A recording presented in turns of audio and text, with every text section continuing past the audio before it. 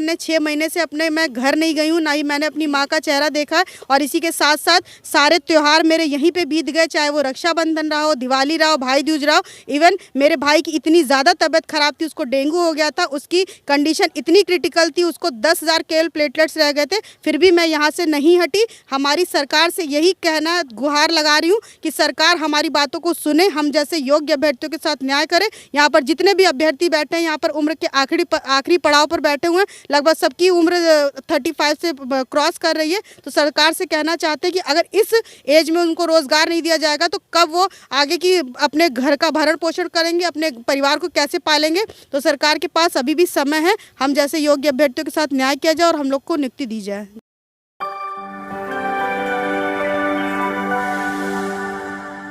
नमस्कार, मैं हूं ऋचा तिवारी और आप देख रहे हैं यूपी फर्स्ट। इस वक्त मैं मौजूद हूं लखनऊ के SCRT ऑफिस में और पिछले 6 महीने का वक्त गुजर चुका है और यहाँ पे जो 69,000 शिक्षक अभ्यर्थी हैं वो पिछले 6 महीने से धरना दे रहे हैं। आपको मैं दिखा देती हूँ कि जो इस धरना का निरीक्षण कर रही हैं शिखा पाल जी, वो उस पानी टंकी में ऊपर पिछले 6 महीने से वहीं पर बैठी हुई हैं, लेकिन अभी तक इनकी मांगों की कोई सुनवाई नहीं हुई है। जो इनकी कई दौर की वार्ता भी हो चुकी है अभी तक, लेकिन कोई भी जो प्रशासन है इस पर कोई भी एक्शन नहीं ले रहे हैं। अभी चलेंगे, हम बात करेंगे शिखा पाल जी से भी और यहाँ पे जो लोग मौजूद हैं उनसे भी बात करेंगे। तो आप देख सकते हैं यहाँ पे जो शिक्षक अभ्यर्थी हैं वो पिछले 6 महीने से रह रहे हैं और अपना गुजर बसर कर रहे हैं। सर्दी का मौसम है, बहुत ही ठंड कड़ाके की पड़ रही है, लेकिन ये यहीं पर हैं और आप इधर भी देख सकते हैं कि यहाँ पे इनका खाना बनता है और यहीं से खाना बन के ऊपर जो शिखा पाल जी हैं जो इस धरना का निरीक्षण कर रही हैं उनको भी पहुँचाया जाता है। ये डोरी से बंधा हुआ है झोला, इसी में उनका पानी और खाना दिया जाता है। अभी हम चलते हैं, शिखा पाल जी से बात करते हैं। इस पानी टंकी में चढ़ना थोड़ा सा मुश्किल है, लेकिन हम ट्राई करते हैं चढ़ने का और उन तक पहुंचने की कोशिश करते हैं। तो ये है शिखा पाल जी, हम ऊपर आ चुके हैं, अभी इनसे बात करेंगे। तो 6 महीने से आप यहाँ इस पानी टंकी में चढ़ के बैठी हुई हैं, डर नहीं लगता है? मैम, डर किसको नहीं लगता है, सबको अपनी जान प्यारी होती है, मगर हम लोग को जान से ज़्यादा इस समय रोज़गार की ज़रूरत है। तो इसी मांग के लिए कि सरकार से हम अपना रोज़गार चाहते हैं।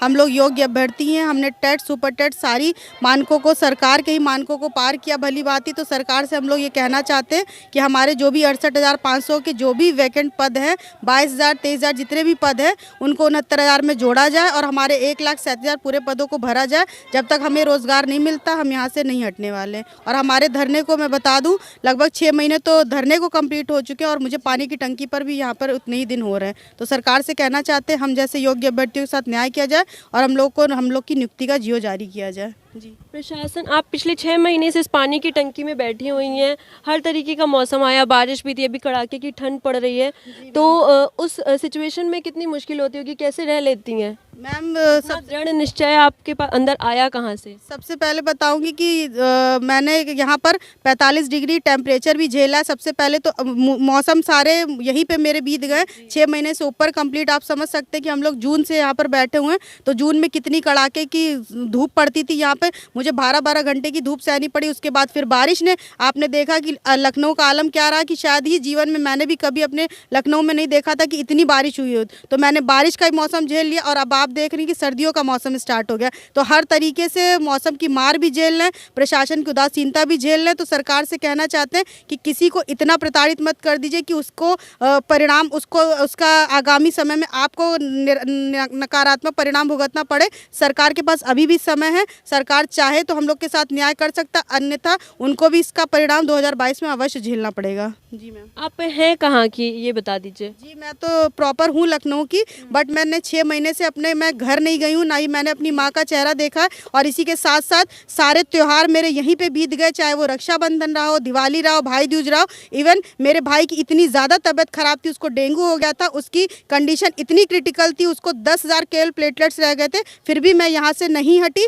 हमारी सरकार से यही कहना गुहार लगा रही हूँ कि सरकार हमारी बातों को सुने, हम जैसे योग्य अभ्यर्थियों के साथ न्याय करे। यहाँ पर जितने भी अभ्यर्थी बैठे हैं, यहाँ पर उम्र के आखिरी पड़ाव पर बैठे हुए हैं, लगभग सबकी उम्र 35 से क्रॉस कर रही है। तो सरकार से कहना चाहते हैं कि अगर इस एज में उनको रोजगार नहीं दिया जाएगा तो कब वो आगे की अपने घर का भरण पोषण करेंगे, अपने परिवार को कैसे पालेंगे। तो सरकार के पास अभी भी समय है, हम जैसे योग्य अभ्यर्थियों के साथ न्याय किया जाए और हम लोग को नियुक्ति दी जाए।